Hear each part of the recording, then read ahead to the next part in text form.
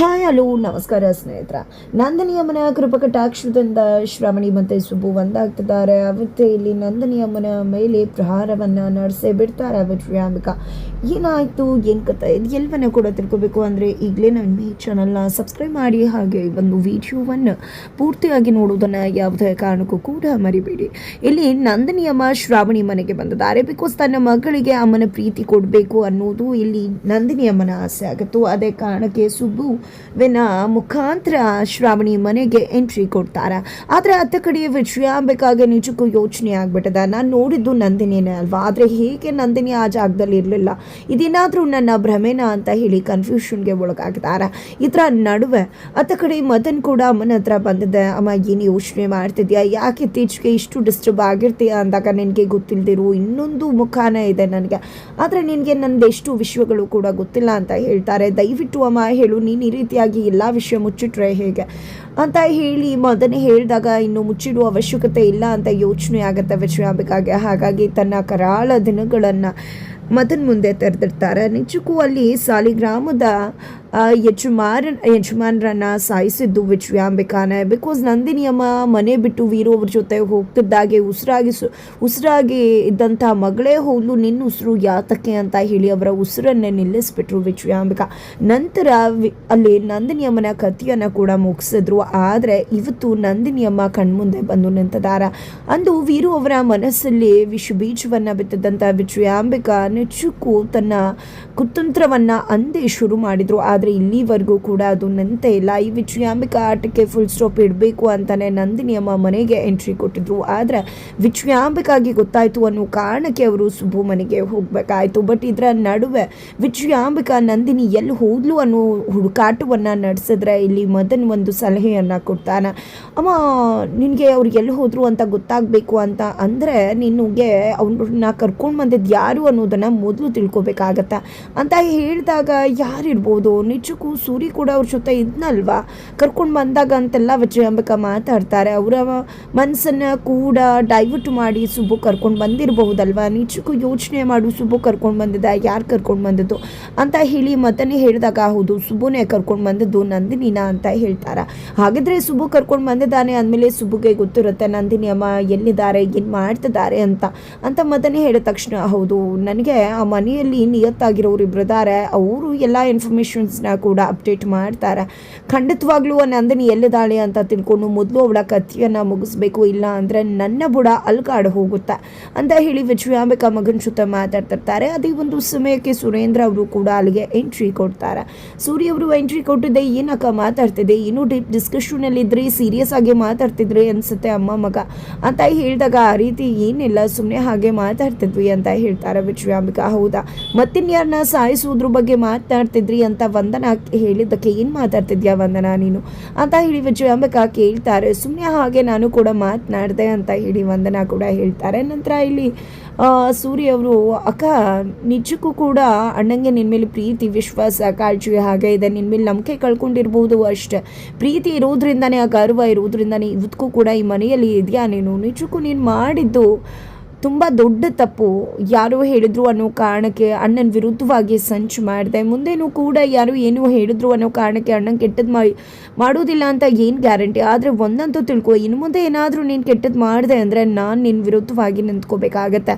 ಯಾಕಂದರೆ ನನ್ನನ್ನು ಆಡಿಸಿ ಬೆಳೆಸಿದ್ದು, ನನ್ನ ಪ್ರತಿಯೊಂದನ್ನು ಕೂಡ ಮಾಡಿರೋದು, ನೋಡ್ಕೊಂಡಿರೋದು ಎಲ್ಲ ಕೂಡ ಅಣ್ಣನೇ. ಅಣ್ಣಂಗೋಸ್ಕರ ನಾನು ಏನು ಬೇಕಿದ್ರೂ ಮಾಡ್ತೀನಿ, ಜೈಲಿಗೆ ಬೇಕಿದ್ರೂ ಹೋಗೋಕ್ಕೂ ಸಿದ್ಧವಾಗಿದ್ದೀನಿ. ಖಂಡಿತವಾಗ್ಲೂ ನೀನು ಎಚ್ಚರಿಕೆಯಿಂದ ಹೆಜ್ಜೆ ಇಡಬೇಕಾಗತ್ತೆ. ಅಣ್ಣನ ವಿರುದ್ಧ ಒಂದು ಸಂಚು ಮಾಡಿದ್ರು ಕೂಡ ಈ ಸುರೇಂದ್ರ ಸುಮ್ಮನೆ ಇರುವುದಿಲ್ಲ ಅಂತ ಹೇಳಿ ಎಚ್ಚರಿಕೆ ಕೊಟ್ಟು ಅಲ್ಲಿಂದ ಹೋಗ್ತಾರೆ. ನಂತರ ವಂದನಾ ನೋಡಿದ್ರ ಅವ್ರು ಏನು ಹೇಳಿದ್ರು ಅಂತ, ಜೈಲಿಗೆ ಹೋಗೋದಕ್ಕೂ ರೆಡಿ ಅಂತ ಹೇಳಿದ್ರು. ಇನ್ನು ಮುಂದೆನಾದರೂ ನಿನ್ನ ಆಟಕ್ಕೆಲ್ಲ ಕಾಮು ಹಾಕು, ಇನ್ನು ಮುಂದೆ ನೀನು ಆಟ ಶುರು ಮಾಡಿದೆ ಅಂದರೆ ಅದನ್ನು ಫುಲ್ ಸ್ಟಾಪ್ ಇಡೋಕೆ ನನ್ನ ಗಂಡನೇ ಇರ್ತಾರೆ ಅಂತ ಎಚ್ಚರಿಕೆ ಕೊಟ್ಟು ವಂದನಾ ಕೂಡ ಅಲ್ಲಿಂದ ಹೋಗ್ತಾರೆ. ಈ ಕಡೆ ಎಲ್ಲರೂ ಕೂಡ ನನಗೆ ತಿರುಗಿ ಬಿದ್ದಿದ್ದಾರಲ್ಲ, ಏನು ಮಾಡಲಿ ನಾನು ಅಂತ ಅಂದ್ಕೊಂಡಿದ್ದೆ ವಿಜಯಾಂಬಿಕಾ ಕೆಂಡವಾಗಿ ಭಾಸವಾಗ್ತಿದ್ದಾರೆ. ಹತ್ತು ಕಡೆ ವರ ಕೆಲ್ಸಕ್ಕೆ ಹೋಗಿದ್ದಾರೆ, ಬಟ್ ಮನೇಲೇ ಇದ್ದಾರೆ ಅನ್ನೋ ರೀತಿಯಲ್ಲಿ ಪೋರ್ಟ್ರೇ ಮಾಡ್ತಿದ್ದಾರೆ ವರದ ಮತ್ತು ಶ್ರೀವಲ್ಲಿ.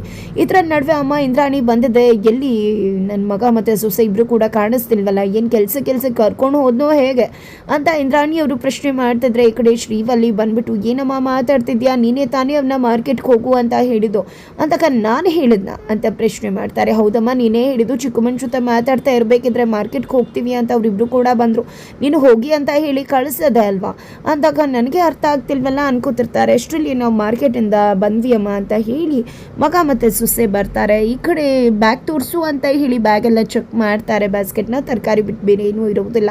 ನಾನು ಕಣ್ತಪ್ಪಿಸಿ ಕೆಲಸ ಕಳಿಸಿದ್ಯೇನು ಅಂತ ಅಂದ್ಕೊಂಡಿದ್ದೆ, ಎಲ್ಲ ತರಕಾರಿನೇ ತೊಗೊಂಡು ಬಂದಿದ್ರ, ಸರಿ ಆಯಿತು ಅಂತ ಹೇಳಿ ಇಂದ್ರಾಣಿ ಒಳಗಡೆ ಹೋಗ್ತಾರೆ. ಬಟ್ ಹಿಂದೆಗಡೆ ವರನ ಬ್ಯಾಗನ್ನು ಇಟ್ಕೊಂಡಿರ್ತಾರೆ ವರದ ಅವರು.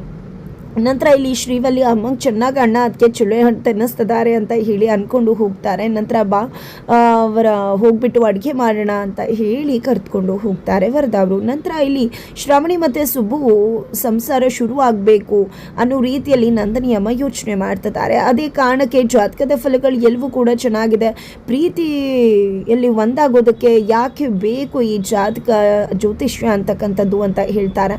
ನನಗೂ ಕೂಡ ಜ್ಯೋತಿಷ್ಯದ ಜ್ಞಾನ ಇದೆ ಅಂತ ಕೂಡ ಹೇಳ್ತಾರೆ. ಇಲ್ಲಿ ಭಾವ ಅವರ ಜ್ಞಾನ ನಿಜಕ್ಕೂ ಕೂಡ ಸೂಪರ್ಬ್ ಅಂತ ಹೇಳಿ ಬಿಂಬಿಸಿರ್ತಾರೆ ಕಾಂತ್ ಅವರು. ಬಟ್ ನಂದಿನಿ ಅಮ್ಮನ ಮುಂದೆ ಭಾವ ಅವರು ಏನೇನು ಅಲ್ಲ, ನಂದಿನಿ ಅಮ್ಮ ಕೇಳು ಯಾವ ಪ್ರಶ್ನೆಗಳಿಗೂ ಕೂಡ ಭಾವ ಅವರು ಉತ್ತರ ಕೊಡುವುದಿಲ್ಲ. ಹಾಗಾಗಿ ಇಲ್ಲಿ ನಂದಿನಿ ಅಮ್ಮನೇ ಶ್ರೇಷ್ಠ ಅಂತ ಹೇಳಿ ಮನೆಯವರೆಲ್ಲ ಯೋಚನೆ ಮಾಡ್ತಾರೆ.